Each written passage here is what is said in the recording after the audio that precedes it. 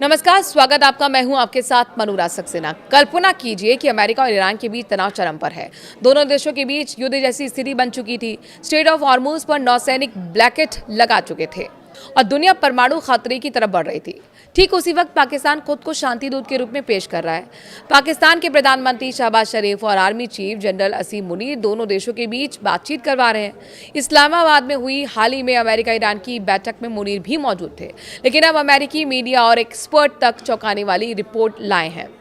उन्होंने पाकिस्तान के army chief असीम मुनीर को अमेरिका के लिए रेड फ्लैग यानी खतरे की लाल बत्ती बता दिया है। क्यों?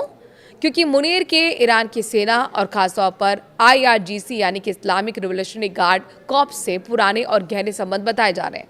आज हम इसी पूरी कहानी को आसान भाषा में विस्तार से समझाएंगे ताकि आपको पता चले कि पाकिस्तान की मध्यस्थ भूमिका कितनी जटिल है और इसमें अमेरिका की चिंता क्यों बढ़ गई है। चलिए सबसे पहले समझते हैं कि मामला क्या है। पिछले कुछ हफ्तों में अमेरिका और ईरान के बीच तनाव बढ़ गया है। अमेरिका ने ईरान और नौसैनिक ब्लॉकेड लगा दिया था। ईरान ने भी जवाबी कार्रवाई की धमकी दी थी। दोनों तरफ से परमाणु कार्यक्रम, क्षेत्रीय सुरक्षा और आर्थिक मसलों पर मतभेद थे। ठीक इसी वक्त पाकिस्तान ने खुद को ब्रिज यानी कि पुल के रूप में पेश किया।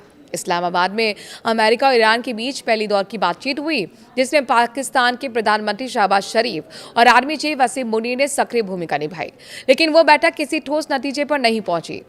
फिर मुनीर ने खुद 3 दिन का ईरान दौरा किया। उन्होंने ईरान के राष्ट्रपति और विदेश मंत्री और संसद स्पीकर और सैन्य कमांडर से मुलाकात की। पाकिस्तानी सेना के बयान के मुताबिक ये दौरा अमेरिका ईरान वार्ता को आगे बढ़ाने के लिए था। मुनीर ने ईरान को अमेरिका का नया प्रस्ताव भी दिया। अब दूसरे दौर की बातचीत फिर पाकिस्तान में होने की उम्मीद है। ट्रंप प्रशासन में मुनीर की तारीफ भी खूब हो रही है। अमेरिकी राष्ट्रपति डोनाल्ड ट्रंप ने इन्हें मेरा फेवरेट फील्ड मार्शल कहा है।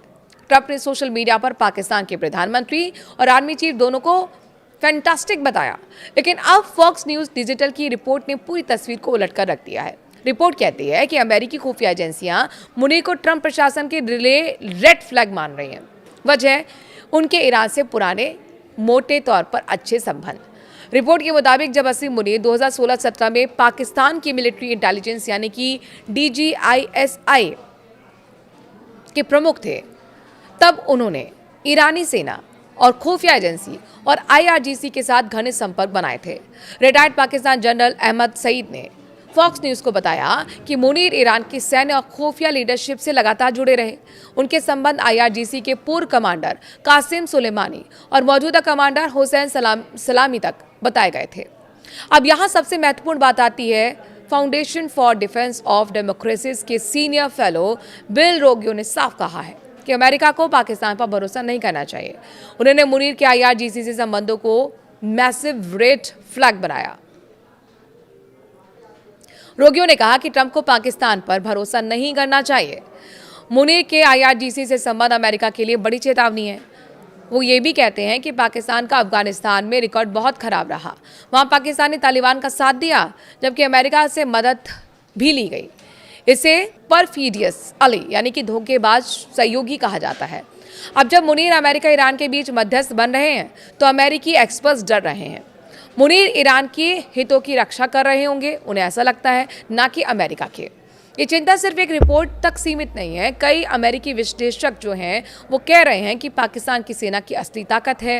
प्रधानमंत्री शहबाज शरीफ की सरकार के मुकाबले आर्मी चीफ का रोल बहुत ज़्यादा बड़ा है। मुनीर ने पाकिस्तान की विदेश नीति को काफ़ी हद तक अपने हाथ में ले लिया है। वो ट्रंप परिवार से भी करीबी रिश्ते बना चुके हैं।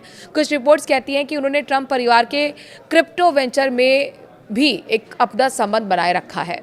मई 2025 में भारत पाकिस्तान तनाव के दौरान मुनीर ने डी एस्केलेशन में मदद की थी, जिसकी ट्रंप ने तारीफ की थी। लेकिन अब वही मुनीर ईरान के साथ इतने घनिष्ठ संबंध रखते हुए मध्यस्थ बन रहे हैं, तो सवाल उठना लाजमी है। चलिए थोड़ा और गहराई में जाते हैं। पाकिस्तान क्यों ये भूमिका निभा रहा है? एक वजह है कि क्षेत्रीय महत्व बढ़ाना, दूसरी वजह आर्थिक। पाकिस्तान अमेरिका से मदद और निवेश आता है। मुनीर ने हाल ही के सालों में पाकिस्तान की अर्थव्यवस्था को संभालने के लिए कई कदम उठाए हैं, लेकिन आलोचक कहते हैं कि पाकिस्तान की सेना घरेलू राजनीति में भी बहुत दखल दे रही है। इमरान खान जैसे विपक्षी नेताओं पर दबाव, मानवाधिकारों के मुद्दे, ये सब अमेरिका में भी चर्चा में है। फिर भी ट्रंप प्रशासन फिलहाल मुनीर पर भरोसा कर रहा है, क्योंकि वो ईरान से सीधे बात कर सकते हैं। अब सवाल ये है कि आगे क्या होगा। दूसरे दौर की बातचीत पाकिस्तान में ही होने वाली है। अगर वो सफल हुई तो मुनीर को शांति का दूत कहा जाएगा, लेकिन अगर फेल हुई तो अमेरिकी खुफिया एजेंसियां अपनी चेतावनी को और मजबूत कर सकती हैं। एक्सपर्ट्स कहते हैं कि पाकिस्तान को मध्यस्थ बनाकर अमेरिका ने एक बड़ा रिस्क ले लिया है, क्योंकि पाकिस्तान का ईरान से पुराना रिश्ता है। दोनों देश या सुन्नी मुद्दों, सीमा सुरक्षा और क्षेत्रीय प्रभावों के लिए एक दूसरे के करीब रहे हैं। ये पूरा मामला दर्शाता है कि अंतर्राष्ट्रीय राजनीति कितनी जटिल है। एक तरफ ट्रंप मुनीर की तारीफ कर रहे हैं, दूसरी तरफ अमेरिका एक्सपर्ट्स उन्हें खतरे की घंटी बता रहे हैं। पाकिस्तान खुद को ग्लोबल पीस मेकर दिखाना चाहता है, लेकिन उसकी विश्वसनीयता पर सवाल है। भारत के नज़रिए से भी ये महत्वपूर्ण है, क्योंकि पाकिस्तान की हर गतिविधि हमारी सुरक्षा से जुड़ी होती है। अगर आपको ये जानकारी उपयोगी लगी तो वीडियो को लाइक करिए और ज़्यादा से ज़्यादा शेयर भी कीजिए, और कुछ कहना चाहते हैं तो कमेंट में ज़रूर बताइए। आपको क्या लगता है कि मुनीर की भूमिका पाकिस्तान के लिए फायदेमंद साबित होगी या अमेरिका के लिए नई मुसीबत बनने वाली है?